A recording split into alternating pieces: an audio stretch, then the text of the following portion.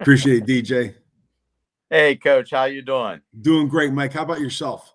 I am fine. Let's talk a little football right now. Great. A lot of people wrote this team off. Got off to a 1-3 start. You had to deal with some major injuries, but boy, the resiliency came through.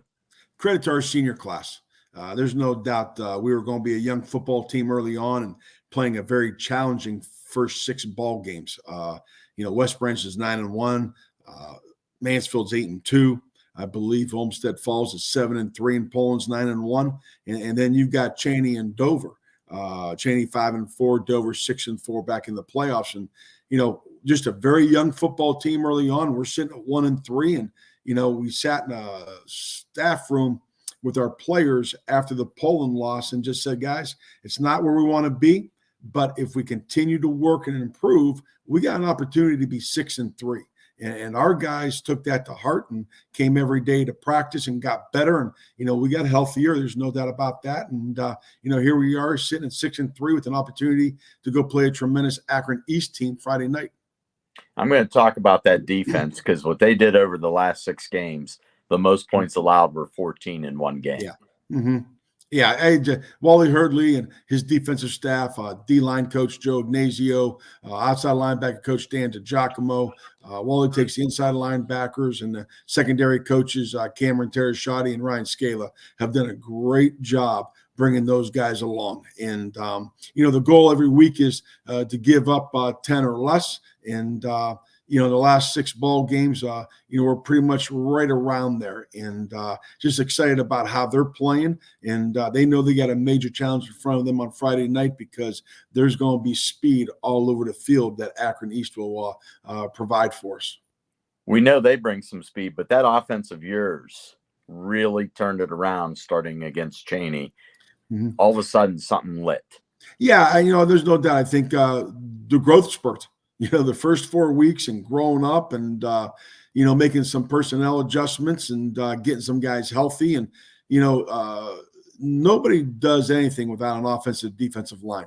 That's where football games are won. That's our belief. And, Santino Coke is a 3-year starter for us. He's our center this year, and he's really been a tremendous leader for those young guys. And, in the backfield, you've got Paul Bendis, who manages the game really well. And, Danny English, who's our tailback last year, ended up going to fullback. And Scotty Eaton, who was a slot receiver, came in to be our tailback. And, those guys have done a tremendous job of getting us in and out of the right plays and then obviously hitting the holes and trusting the guys in front of them.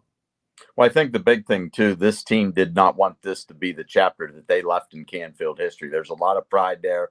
Each team wants to write their own, but they also knew that they had to walk into each week with the biggest bullseye on their chest as the defending state champs. You're absolutely right, Mike. There's no doubt when the special things happened last year, we talked about that in the off season in January when we got back to the weight room and just said, listen, forget about last year. We're going to enjoy it, but we've got to go to work and write our own story for the 2023 team.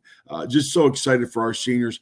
It's only the 4th class in Canfield football history to go to the playoffs 3 times in a row.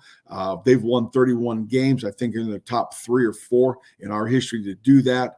And, this is the second time in school history we've gone to the playoffs 4 years in a row.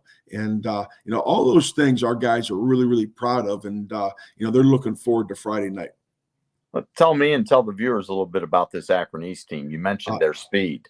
Tremendous speed. It starts with Zaire Stevens, our tailback. He's got offers from Pitt and Purdue, I believe, plus a couple more Power 5s. He's only a junior. They are absolutely huge up front. Defensively, they're led by their defensive tackle. His name skips me right now, but he's 6'6", listed at 295 pounds. Offensively, they're 2 guards, one 6'5", 375, and the other guy's 6'4", 295. And they move people. They're not just big bodies out there. They get out and move people. They want to run the football and use Zaire's speed, use the quarterback speed, and their top receiver, number 0, Ibrahim Kamara. is a tremendous athlete. He's got some Power 5 offers, 6'3", 195 pounds. If there's two factors for us, Mike, for Friday night. Number one, we gotta handle their speed. We're not going to match it, but we got to slow it down offensively, defensively, and on special teams. And then number two, we have to match their physicality. It's one of the more physical football teams we've seen on tape all year long. When you talk about that defense, they got a couple shutouts, holding a lot of teams to 2 scores or left. I throw out the Hoban game. You know, I don't even count that one. But you look at what they've done the rest of the way, pretty good. And I think they probably got a little chip on their shoulder coming in, losing that final week of the season. No doubt. I think that's not who they are. We watched that tape this morning with our guys, the first quarter, and just said, throw this tape away. It's not who Akron East is. You want to see who Akron East is? You got to watch the Bookville tape. You got to watch the Firestone tape and watch the Hoban tape. Even though they got beaten that ball game pretty good, their kids were fast and physical across the board. And that's the type of team we're going to see Friday night. How hungry is your team heading into this postseason run? Because they want to leave their own legacy. Yeah, like everybody else, you're going to take it 1 week at a time. We told them, like we told last year's crew, if you look ahead at Region 9, you're going to get beat.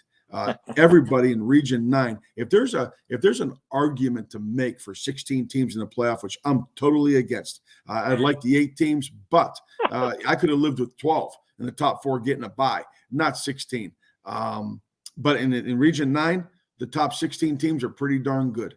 And, if you look ahead, you're going to be handing your equipment in on Monday afternoon. So our guys are locked in this week, and, we're going to see how far we can go, and like everybody else, but we're certainly not looking further than Friday night. Hey, we appreciate it. I know you got a busy week ahead of you, a lot of game planning to get done, but we're glad you stopped in here at YSN and talked a little playoff football with us. Mike, great to talk with you, buddy. Take care of yourself. All right, you too.